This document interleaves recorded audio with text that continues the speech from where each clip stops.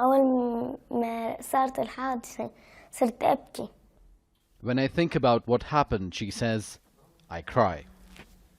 This is 8-year-old Shahad. Like millions of other Syrian children, she struggles with the painful memories of how she lost her leg and her brother. We first met her 3 years ago when she got her first prosthetic leg. She has started school since then and made new friends. But now she tells us she gets bullied as well for having an artificial leg and for being a foreigner. As she grows older, the artificial limb needs to be replaced with a bigger one.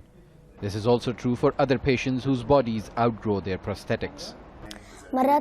Sometimes my classmates just leave me alone. Other times the children come and call me things like, "Hey you, with the leg, keep walking like this."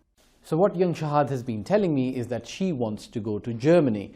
Her father tells me that their case has been pending with the authorities for the last 3 years. Now that the situation in Syria is calmer, the cases at this center continue to pile up. In 2016, they had 300 people who required prosthetic limbs. Now that list has grown to 2,000.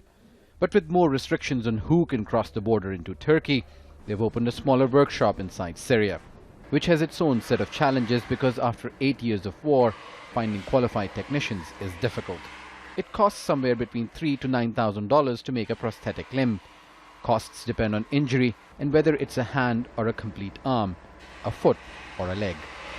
The war is still happening. Patients who require limbs are chronic and with time they need more care. Many of these cases appear after the fighting has finished. People need to continue their lives regardless of their disability. With rising inflation and dwindling help, it's difficult to keep producing high-quality prosthetics. Every time the exchange rate in Turkey changes, it means fewer limbs can be manufactured. But for children like Shahad, donor fatigue, rising prices and border problems don't mean much. All she dreams of is to overcome what hinders her from being treated like all the other children in her school. Osama bin Javed, Al Jazeera, Gaziantep.